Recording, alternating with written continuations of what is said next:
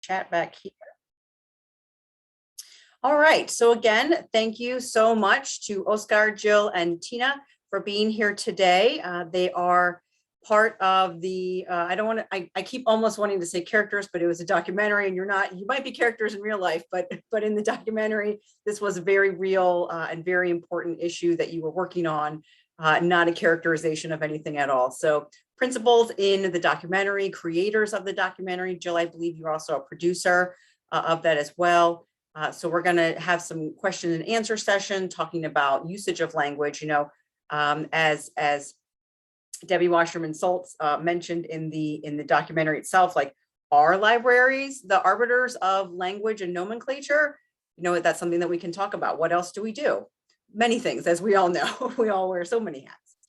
So let's go ahead and get started from a couple of points that came up while the film was going. And number one, this is again for anybody who would like to answer the question.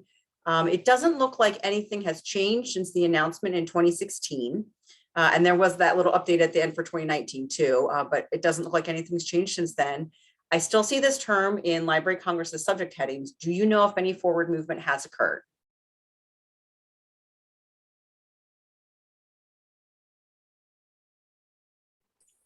Anyone who wants to take a stab at that, I can see we're all kind of chuckling, like, oh boy. I'm sure you get this question a lot. Yeah.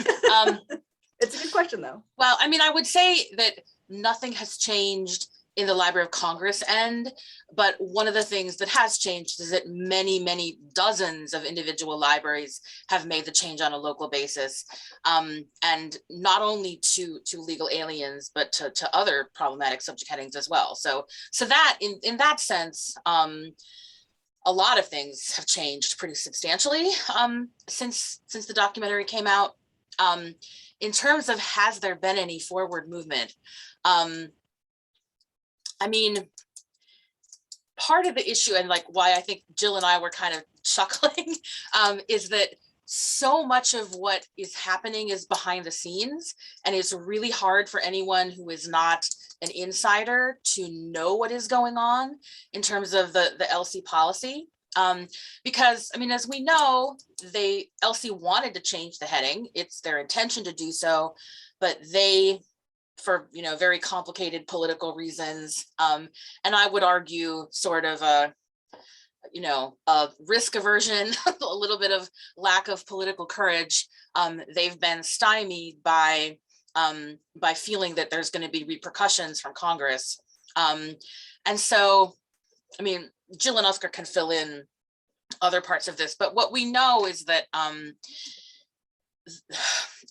LC feels that in order to go ahead and change the heading, even though there hasn't been actual legislation or an explicit overt mandate that they can't change it, that they are hesitant to go ahead unless they get some kind of like affirmative confirmation from the subcommittee, the relevant subcommittee in Congress, that there won't be any repercussions. Like they want explicit permission, basically, and that hasn't been forthcoming yet, and that is what the ALA, what was formerly known as the Washington office and is now the public policy. I'm sorry, I don't have the name at the tip of my tongue, but they're working on trying to make that happen,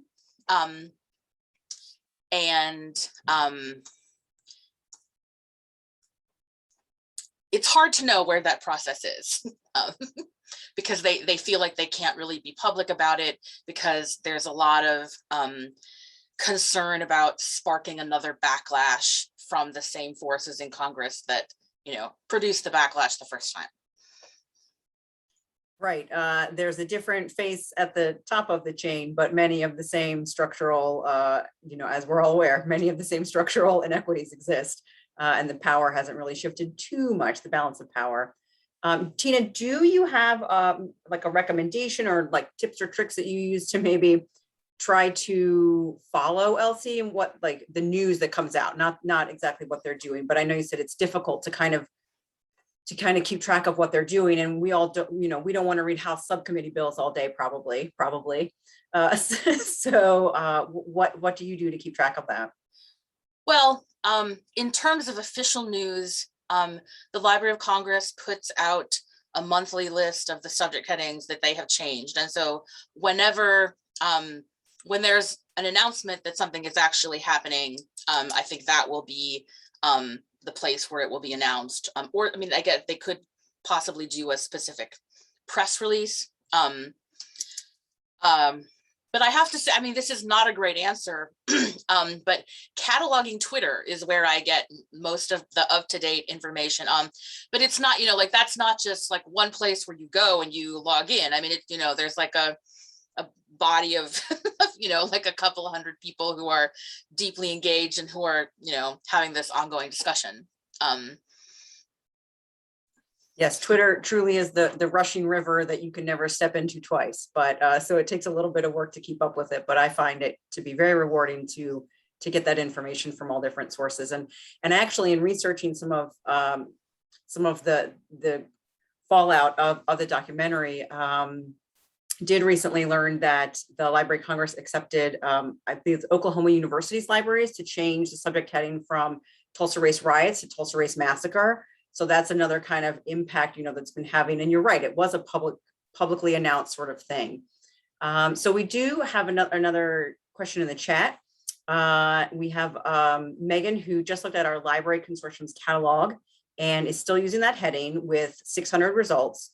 Do you have any insight or info on what the individual libraries did to change their use, or maybe have you seen or can you offer a roadmap for doing this on the local level within an individual system?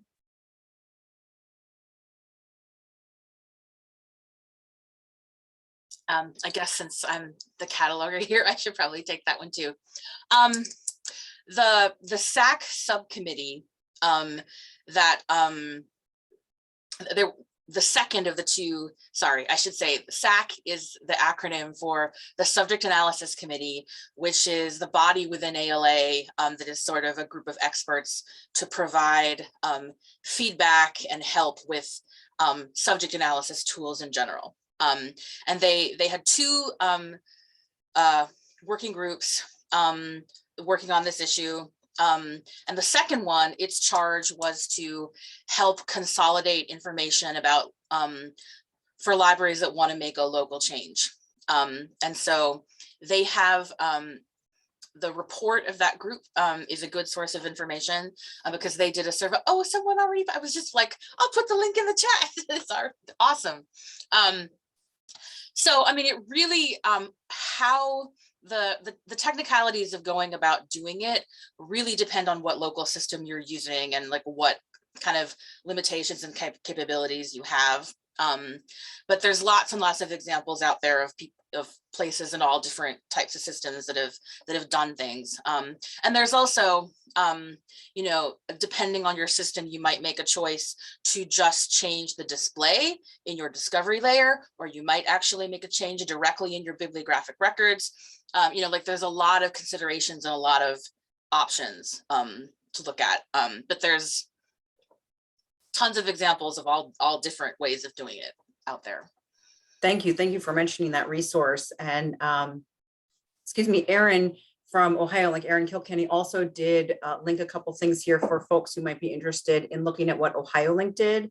For the change of subject folks, OhioLink is our statewide, mostly academic consortium that does a lot of obviously resource sharing and some cataloging across the consortium as well. So thanks, Aaron. Thanks for that link. Going to the Dartmouth folks specifically, or people who were on the Dartmouth campus, you know, during the time that this work was being done and this film was being made, we thought that we had remembered, and we had a question in the chat that there was a campus-wide sit-in or demonstration about this. Is that correct? And can you talk a little bit more about that? I can take that one. Good afternoon, everyone. First of all, thank you so much for having us.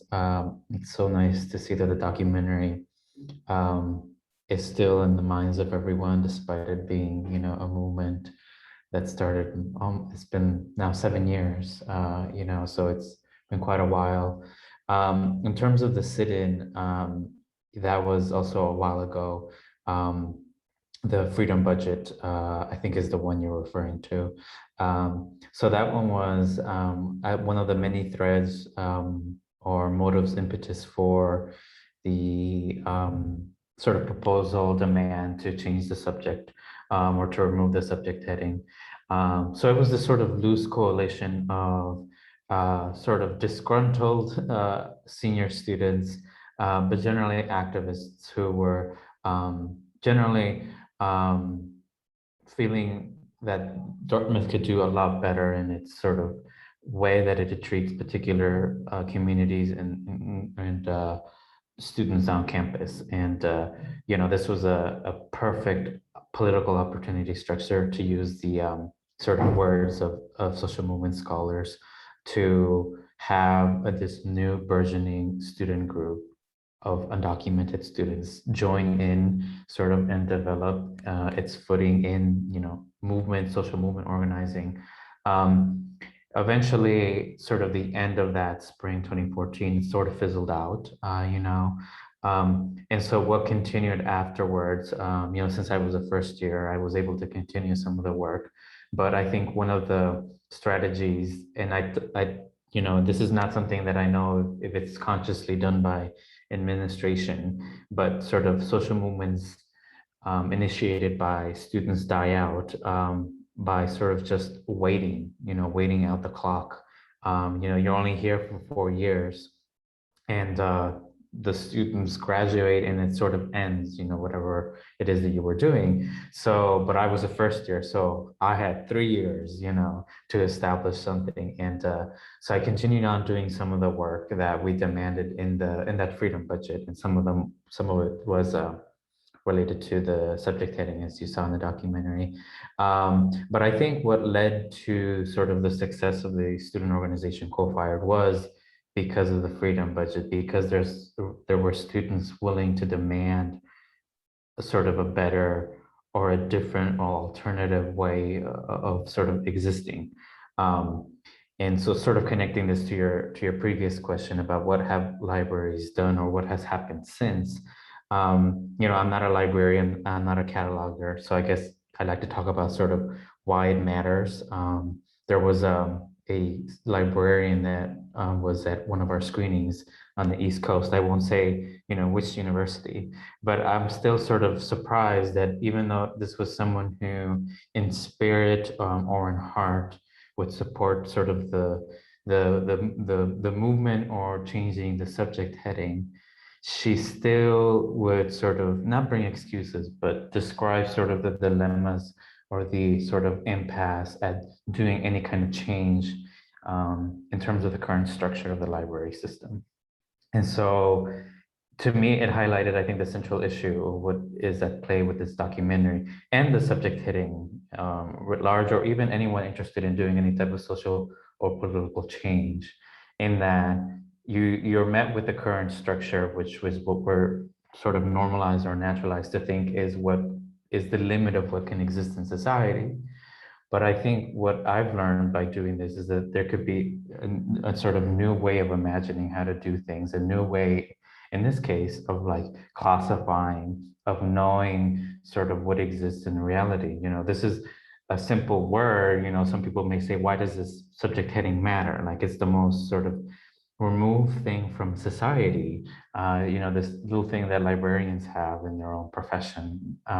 But that word is very powerful. It's the way we are sort of materializing our reality through language, and we are sort of codifying that in our various structures, our very beliefs or knowledge systems. So for me, I'm always thinking about, well, there's this issue here, and how can we make it, possible or materialize it, as opposed to describing the impossibility of the current situation. I think of the possibilities of what we could have. So whether that is like, masking sort of what's on the public facing side of these systems, or outright removing or abolishing the term. I'm not a librarian, I'm not a cataloger, I don't know the mechanics of that. But I think if we start with that sort of ethic of like the possibilities of alternative ways of being in existence. I think we could go a long ways, not just with this particular issue, but with so many different things. Thank you. Thank you. Yeah. And that really good point about the waiting it out technique for student activists, because I'm sure that is at least subconsciously factoring into some universities or institutional responses to, to actions requesting change and progression. One of my favorite things about the documentary is really how, Oscar, especially you made a comment. Everybody's talking about, rightfully so, how important the language is and how these words really do have impact. But later on, you are reflecting that when you all took your trip to Washington to meet with Castro and Wasserman Schultz, and you were speaking with them, that these laws and these systems that we're in are really so malleable. Like, yes, they are words, but they're meaningless unless we have things behind them, and the actions and the structures behind them that are really holding them up, and that we really can change them. Even though the words are important, we can still change them as we move forward, as humanity, as a cultural society. So there is one more question in the chat for you that I think is a good fit when you're talking about your work in 2014, Oscar, specifically for you, or maybe Jill, you have some insight on this too. Did Co-Fired exist on campus prior to 2014, or was it formed as a response to the Library of Congress subject heading controversy? And then secondly, did you, Oscar, and the group connect with similar groups on other campuses during this battle to get the subject heading changed? Excellent questions. So for the first part of sort of the existence of Co-Fired, it's sort of entangled thing in the beginning, because there's so much happening that particular year, 2014.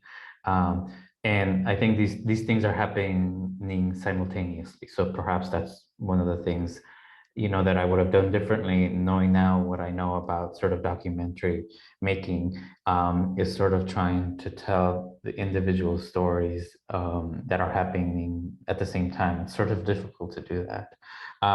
But one of the threads you have is sort of the formation of Co-Fired, which was created in I think it was the 21st of January 2014, or around there, late January 2014. The meeting that happened between Jill and Melissa was also sort of happening around the same time. And maybe that was February, about a couple of weeks after the organization was fully approved by the institution. And then at the same time, you have the Freedom Budget, these sort of sit-in organizing movement, student movement that's going on. So all of these things are happening simultaneously. In which goes back to what I was saying earlier about the political opportunity structure. There was just a lot of space. There was a lot of things that we could do. There was a lot of energy. There was a lot of, if you ever been to like a concert or church where you feel sort of the spirit or the electricity of a collective, that's what it felt like. And I think that's why Co-Fired, to this day, almost 10 years now of existence, has been able to successfully exist. Many student organizations come and go, but Co-Fired has continued to exist. And I think a large part of it had to do with that strong point of political origins. And secondly, did we connect with other groups? So here's the thing about that. We actually, when the first projection came in that December, or the first time it happened, we were sort of at a crossroads as to deciding what to do next. And John DeSantis, who was the one that submitted the proposal, he believed it was sort of the end as to the subject heading request change. But for us, it was sort of like, this was just an obstacle, a hurdle, to continue on. So I think now that I'm reflecting and saying this, I'm thinking, that's a perfect example of sort of what I was saying earlier, in that, you're sort of stuck and naturalized in thinking that these are the ways that, you're working within the system. But when you have someone coming, sort of external or outside to that system, you're thinking, well, why should we accept the way that the things are, especially if it's causing some sort of indignity or suffering or contributing in some way to inequality. For me, I saw it as, well, we need to strategize. What are other ways in which we can continue working forward. So we were actually working with another group, the Princeton Dream Team, which was sort of the Princeton co-fired equivalent, for them to submit a subject heading proposal change. It never happened, of course, thanks to the work of Tina. But I mean, could you have imagined what it would look like if, Princeton did it instead of Dartmouth? And our sort of logic with that was, we're sort of, death by 1,000 cuts, sort of that way, in that if Dartmouth can't do it, then Princeton can do it. We sort of review what is the logic or thinking of LOC, address it in the next proposal. And if it fails in Princeton, we'll go to the next institution. We'll go to the next one. And so that was our thinking, like a sort of unrelentless barrage to the Library of Congress until it happens. That was my thinking of it. And so for me, it was all strategy. But then, as I mentioned earlier, Tina, in her fabulous mobilizing, begins the sort of second phase of the movement, and that's when it begins to take a sort of a different tenor, a different shift, when it truly becomes a sort of national movement. And then afterwards, it gets even bigger, which we can talk about, sort of where we are now with, the movement of the subject heading change. Excellent, thank you. Yeah, any good organizer always needs to have several backup plans, not just one. You need to have many in your back pocket. And thank you, Jill, for linking that Harvard story too, that Harvard Library independently has chosen to stop using that illegal alien term within their own catalog. So a question for all of you. It sounds like, I think one of the reasons that we're here today is everybody has different perspectives, but especially with this question, you're all coming at this question from a different angle. The students admitted their naivety about the term being a national standard. When we digitize documents with terms like this, for example, maybe naturalization records, how can we as libraries explain or make it clear that we are digitizing a historical document and we don't necessarily condone the words of the document itself? What are some steps that we can take to do that? Or to really communicate that, I guess I should say, from whether you're sitting at the computer in the library as a student, whether you're working with it as a professional, what are some steps that could be done? Well, I can jump in and offer something. And I just want to say thank you first for having us, Jen. And it's nice to see Shelley and other people here. For this great conversation. I think I would need more information about what you mean by, what kind of a system you're working in, technically speaking, what you could do. So I don't have anything really to offer there, but no matter what the type of document it is that you're describing, the library, I believe, has an ethical responsibility to be mindful of the impact of the words we use. And so if you're using a controlled vocabulary like the Library of Congress, then you need to know that if you are going to use language that has been, I would say, proven to be harmful, then you're making a choice to do that. And I know with archival description, there is often, I guess more leeway with the description, unless you're building some kind of experience for users to understand better what your intentions are. And I know that is under consideration, or something that perhaps you're discussing today. Either by putting a banner at the top of the page, or maybe some kind of pop-up thing at the place where the user will find the description. If you're not going to do those things, then what you're left with is the language that you choose to use. It was a really interesting conundrum when first we needed to catalog change the subject before Dartmouth had instituted a local change. And John DeSantis cataloged the film and basically used,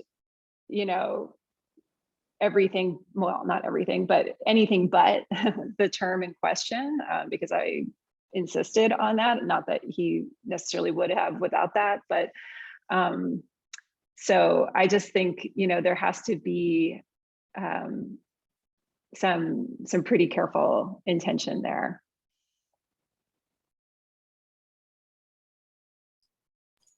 I'll just say very quickly, I added a link in the chat to a list of statements that's it's maintained by Violet Fox, who runs the cataloging lab, which is this wiki that if you haven't been there to check it out, please do, because there's a lot of really great content there. But this particular list is a compilation of libraries and archives that have put some kind of statement up on their website about the existence of harmful language in their tools, and sort of what, you know, letting users know about it and saying something about what, you know, what their position is or what they intend to do about it, or what they are doing about it. It's interesting. For some reason, this reminded me, I mean, like, there really is a distinction between whether the harmful language is coming from the metadata, the controlled vocabulary, or something that the library actually produces and controls, or what I think I heard in the question is about if the harmful language is in the content, like the resource itself. I mean, that also probably requires some kind of statement or clarification from the library, but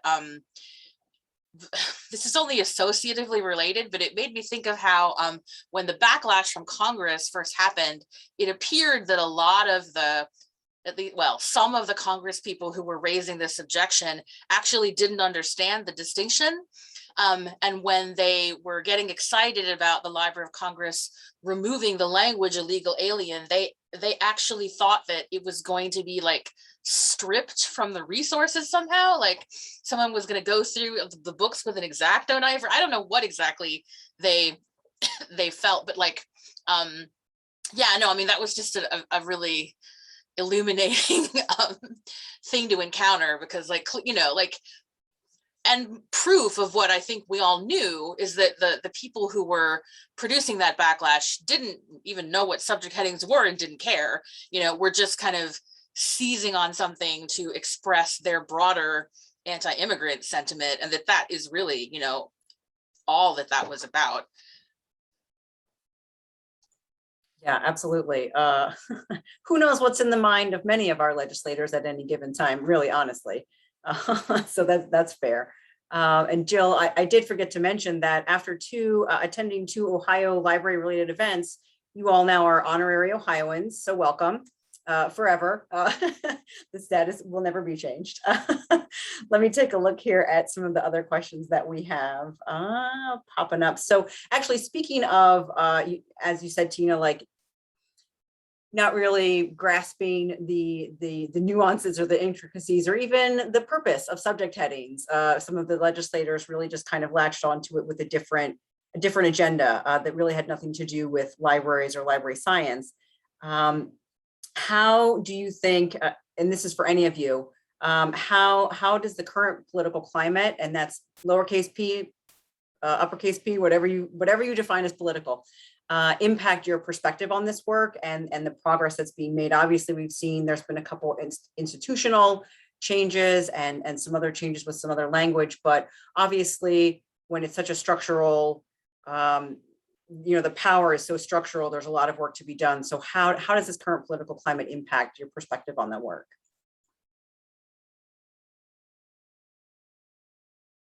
If it does at all.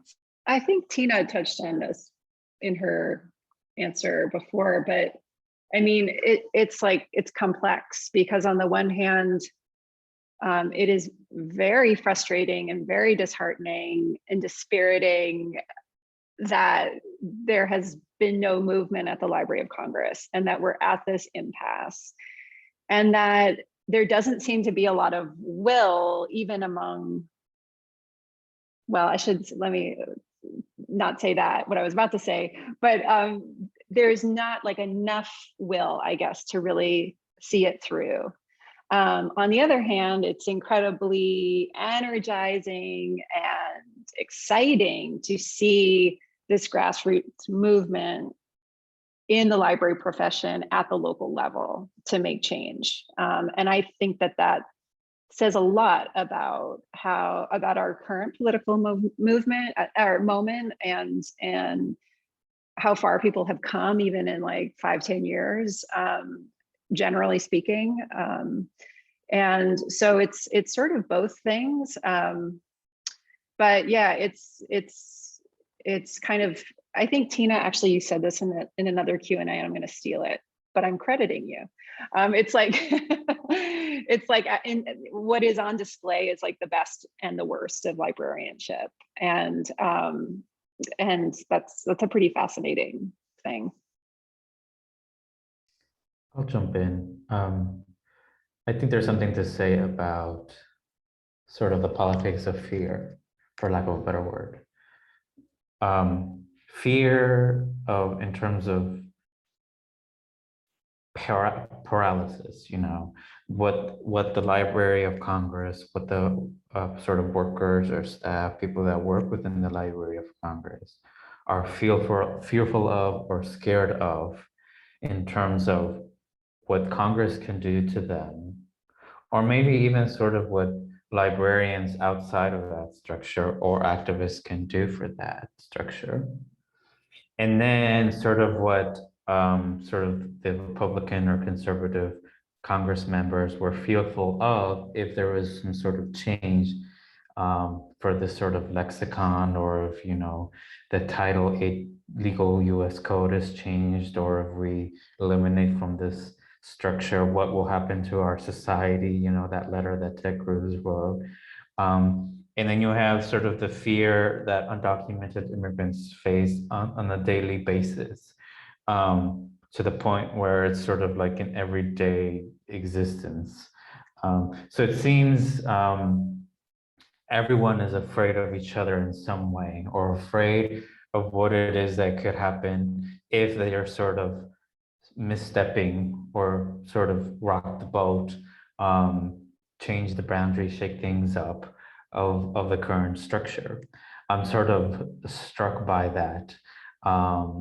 And for me now, having reconciled sort of the limitations and problems of my own status and what that actually gives me in terms of power, I've yet to really see from the Library of Congress, and I've only seen it from some librarians, sort of the power that they hold themselves within the unique position that they face. You know, as precarious and as sort of violent it is to live undocumented, unauthorized, or illegal, there's a sort of great power in knowing that just your mere existence is a form of, you know, of resistance, or your own existence is sort of a threat to the current system, and which suggests it's sort of fragile in and of itself, of your sort of your own breath, you know, breathes anxiety onto people that support that system. So I'm sort of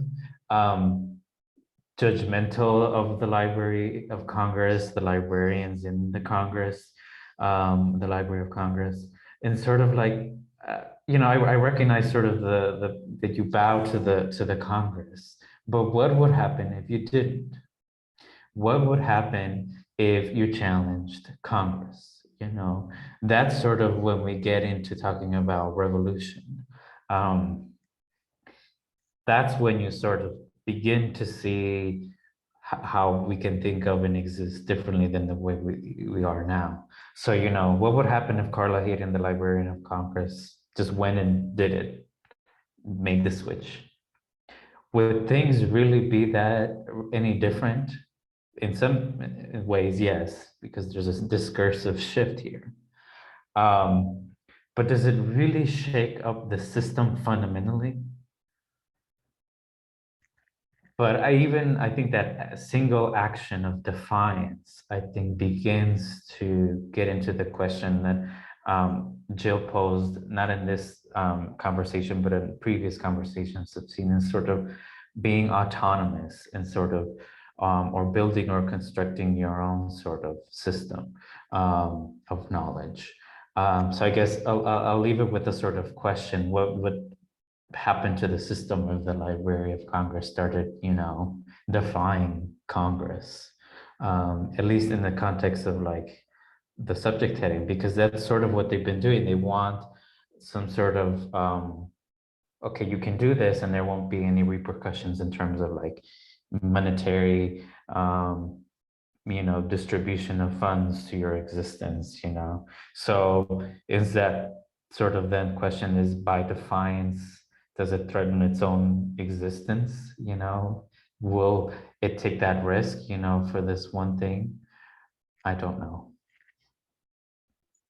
But remains to be seen. And I think that you make a good point about the real shift is us individually and as at our local level, realizing what power we do have, working through that fear, processing that. And even if something is scary, you can do it anyway, you can make the change and just see what happens. And that's really the fundamental shift of power. And what changes is just a result of that, right? But it's your mental shift from we as individual librarians, as local history departments, genealogists, like what can we really change within ourselves as a whole that will really shift things. So I think that we've got one more question here. And let's see. The Library of Congress is able to change other subject headings without issue regularly. Was there any discussion during this controversy of getting the legal code changed to undocumented, or is the legal code something that is even harder to change than Library of Congress subject headings?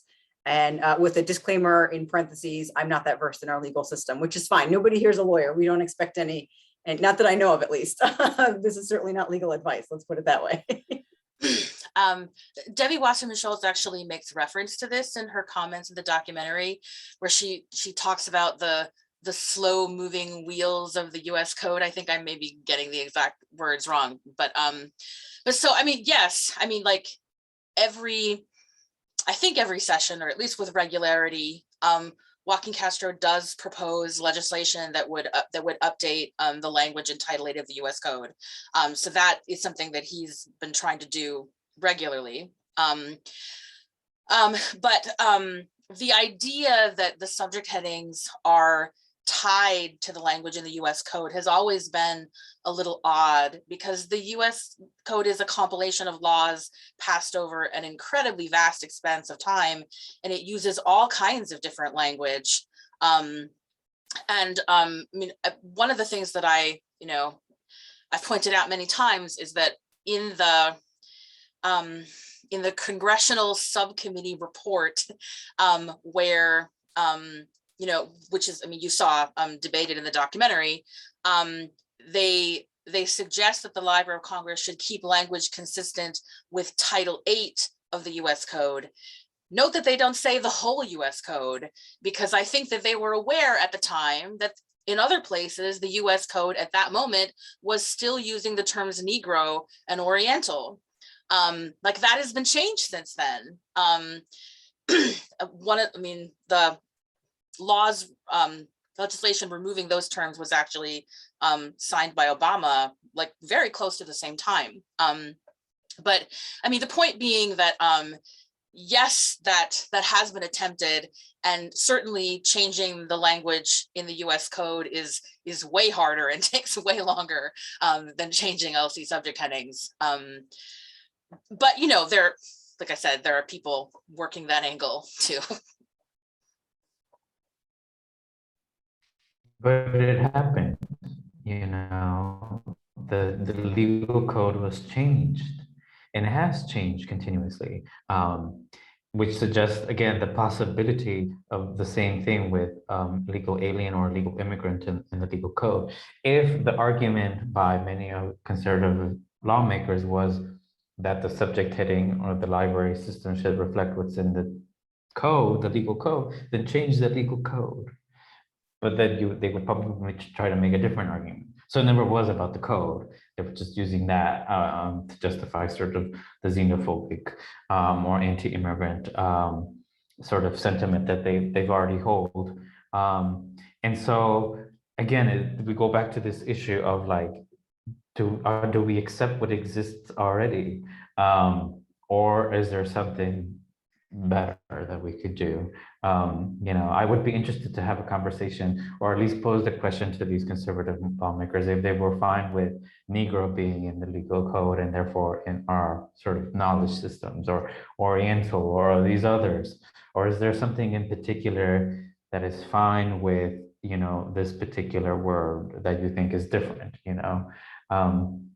Now in our society, we don't use Negro in our day-to-day conversations. You do see it here and there in some sort of document, such as the census, but the meaning of it has changed. And so maybe in like 50 years, or maybe a century, or maybe not at all, we will see sort of how this particular term has sort of reached the same sort of outdated standing as Negro or Oriental now has. So I think, when there's a shift coming along, there will be people who want to maintain what is there, because that's what's normal, that's what's comfortable, that's just what exists. But I think, as I've been sort of reiterating, I think there's a horizon here of new possibilities. And for me, it was that this is just, I think the conversation starts with how we actually have the conversation about the particular topic itself. If we can't come up with, solutions to deal with undocumented immigration, one of the things that we can start with is actually, well, how do we discuss about it anyway? Maybe that is what's stymieing, in part, sort of the lack of like immigration reform or change to immigration law.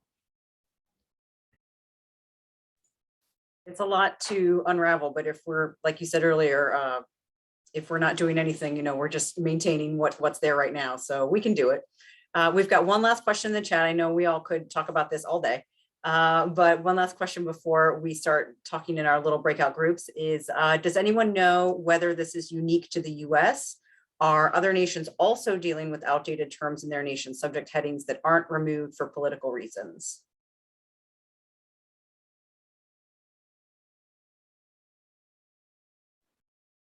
I don't know a lot, but I would say it's not unique to the US. And I've seen some examples provided from various countries in Europe. I'm part of a advisory group for Ex Libris on diversity, equity, and inclusion issues in the search index. And there are members from various countries, and this has been raised. And so recently someone gave an example of a number of terms. These are subject headings. So don't know the connection there with the legal code, but subject headings that are pejorative, outdated. So, lots everywhere.